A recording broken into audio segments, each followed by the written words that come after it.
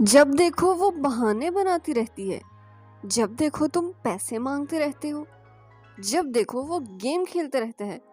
अस्सलामुअलैकुम, योर्स फॉगन English trainer, this is Aqsa. Hey guys, आज की वीडियो में भी हम 2 अमेजिंग स्ट्रक्चर सीखने के लिए जा रहे हैं जो कि हम डेली रूटीन लाइफ में यूज़ करते हैं या फिर सुनते हैं। तो इस तरह के सेंटेंसेस बनाने के लिए हम कौन सा स्ट्रक्चर यूज़ करते हैं, चलिए सबसे पहले हम स्ट्रक्चर देख लेते हैं। Whenever it is seen, whenever it is seen का मतलब होता है जब देखो या फिर जब भी देखा जाता है।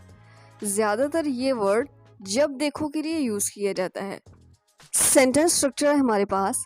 सबसे पहले हम लगाएंगे whenever it is seen, उसके बाद हम सब्जेक्ट लगाएंगे और फिर कीप या कीप्स का यूज़ करेंगे, फिर वर्ब की आईएनजी फॉर्म यूज़ करेंगे और अगर सेंटेंस में अदर वर्ड्स हैं तो उन्हें लगाकर हम अपने सेंटेंस को कंप्लीट कर लेंगे।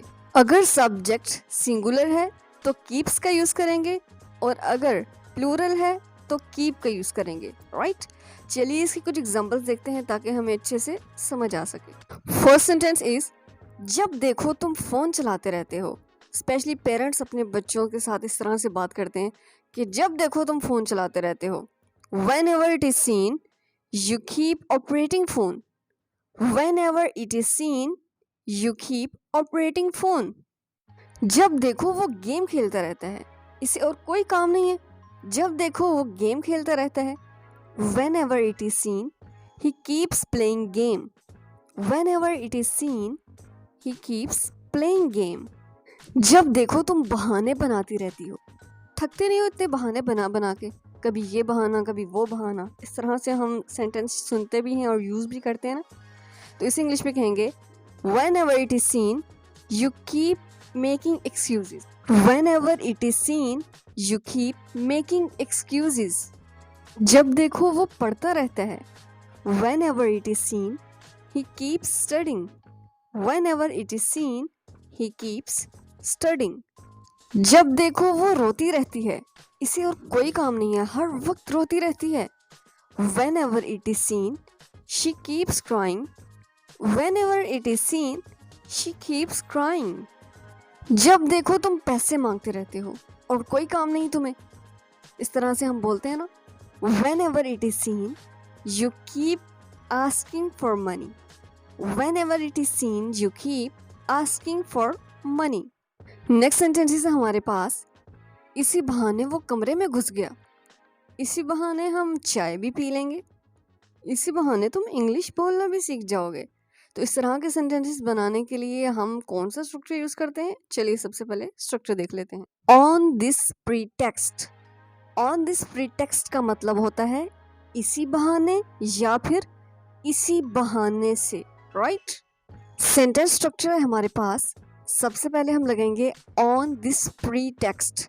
ऑन दिस प्रीटेक्स्ट के बाद हम सेंटेंस लगा देंगे, जिस भी टेंस में होगा उसे लगाकर अपने सेंटेंस को कंप्लीट कर लेंगे। चलिए इसकी कुछ एग्जांपल्स देखते हैं ताकि हमें इस स्ट्रक्चर की अच्छे से समझ आ सके। सेंटेंस है हमारे पास, इसी बहाने वो कमरे में घुस गया। On this pretext he entered the room. On this pretext he entered the room. इसी बहाने हम तुम्हारा घर भी देख लेंगे। मान लें कि आपके दोस्त ने आपको दावत पर बुलाया और आपने उससे पहले कभी उसका घर नहीं देखा, तो अक्सर आप इस तरह से बोलते हैं ना कि इसी बहाने चलो हम तुम्हारा घर भी देख लेंगे। तो इसे इंग्लिश में कहेंगे on this pretext we will see your home as well. On this pretext we will see your home as well. इसी बहाने मैं तुमसे मिल भी लूँगा, काफ़ी टाइम गुजर चुका है, हम काफ़ी अरसे बाद मिल रहे हैं, चलो इसी बहाने मैं तुमसे मिल भी लूँगा। On this pretext, I will meet you as well. On this pretext, I will meet you as well. इसी बहाने हम भी चाय पी लेंगे। चलो वहाँ बैठ के हमने मीटिंग भी तो करनी है ना, चलो साथ में चाय भी पी लेंगे। इस तरह से हम अक्सर सेंटेंस यूज़ करते हैं ना।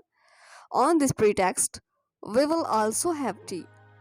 On this pretext, we will also have tea. इसी बहाने हम एक दूसरे को जान लेंगे।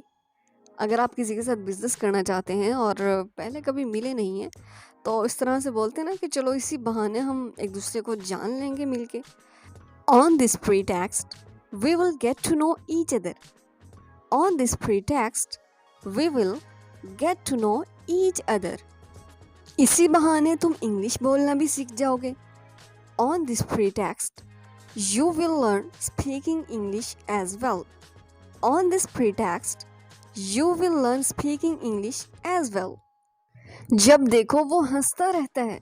सो गाइज ये सेंटेंस आपके लिए है. इसे सॉल्व करके आपने कमेंट बॉक्स में लिख देना है. आई होप कि आपको ये दोनों स्ट्रक्चर समझ में भी आए होंगे और बहुत पसंद आए होंगे.